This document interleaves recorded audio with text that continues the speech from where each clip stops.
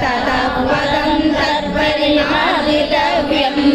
यस्मिन् गता न निवर्तन्ति भूयः तमेव साध्यं पुरुषं प्रपद्ये यतः प्रवृत्तिं प्रसृता पुराणी निर्माणमोहाजितसङ्गदोषाः